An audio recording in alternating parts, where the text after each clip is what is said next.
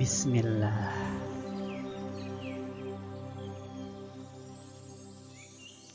Belajar itu indah dan belajar itu ibadah. Assalamualaikum warahmatullahi wabarakatuh. Soleh-solehah, alhamdulillah kita bersua kembali dalam pembelajaran pendidikan al-Islam.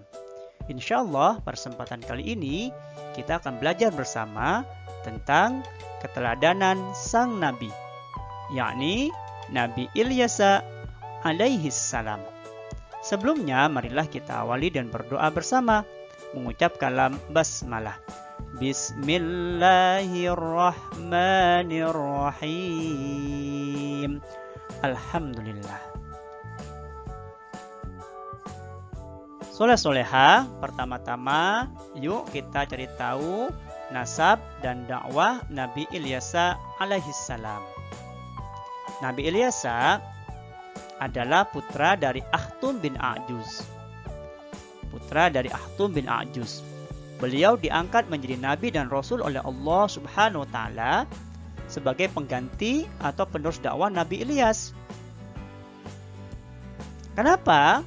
Karena sepeninggal Nabi Ilyas, ternyata kaum Bani Israel kembali berulah. Mereka kembali kafir. Bahkan kejahatan, kezaliman, dan kemaksiatan telah melanda negeri mereka.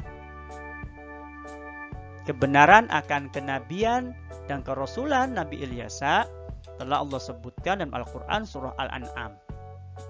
A'udzu billahi minasyaitonir rajim. Bismillahirrahmanirrahim.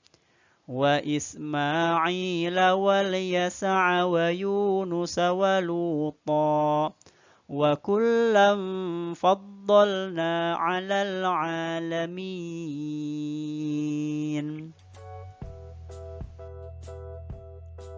Nah, soleh-soleha, seperti yang disebutkan sebelumnya, bahwa kebiasaan orang-orang Bani Israel mulai menyesatkan kehidupan mereka.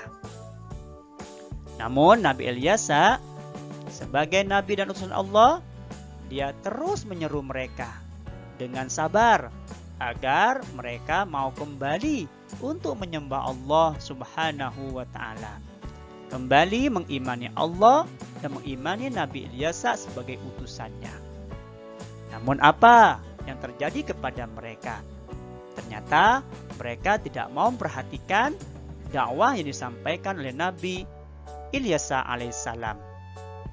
Nah, melihat kondisi mereka yang sudah tidak bisa diperbaiki lagi, Nabi Ilyas memohon kepada Allah.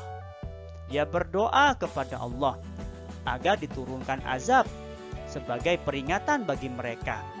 Karena sebelumnya mereka pun telah diberi azab oleh Allah agar mereka mau sadar untuk kembali kepada Allah Subhanahu wa taala. Dan ternyata Allah mengabulkan doa Nabi Ilyas alaihissalam. Sehingga tidak lama kemudian siksa dan azab itu turun dan menimpa kaum Bani Israel. Berupa kemarau yang sangat panjang. Kembali menjadi bagian yang menyengsarakan kehidupan mereka. Kemarau panjang yang menyiksa kehidupan mereka. Mereka pun dilanda paceklik dan kelaparan di mana-mana. Banyak loh di antara mereka akhirnya mati karena kelaparan. Demikianlah balasan bagi orang-orang yang ingkar kepada Allah Subhanahu wa taala. Itulah yang terjadi kepada kaum Bani Israel pada masa Nabi Ilyas alaihissalam. Nah, anak-anakku, soleh-soleha, dari peristiwa kisah singkat Nabi Ilyas, tentunya ada nilai keteladanan yang bisa kita ambil. Di antaranya adalah dalam berdakwah atau mengajak pada kebaikan, pastinya dong banyak rintangan yang akan kita hadapi. Maka bersabarlah, karena sabar adalah senjata yang memang harus ada dalam diri orang yang berdakwah di jalan Allah Subhanahu wa taala. Kemudian yang kedua, doa memohon pertolongan kepada Allah harus senantiasa dipanjatkan. Karena Allah lah penolong setiap perkara yang sedang kita hadapi. Sedangkan orang yang ingkar pasti akan mendapatkan azab yang pedih. Oleh karena itu, marilah kita menjadi orang-orang yang selalu sabar dan senantiasa berdoa kepada Allah agar mendapatkan pertolongan dan terhindar dari azabnya Allah Subhanahu wa taala. Alhamdulillah, soleh-soleha. Pelajaran singkat telah kita lalui bersama. Tentunya Ustaz ucapkan banyak terima kasih atas perhatiannya dan mohon maaf atas segala kekurangannya. Mari kita akhiri dan berdoa bersama mengucap syukur. Alhamdulillahirabbil alamin. Assalamualaikum warahmatullahi wabarakatuh.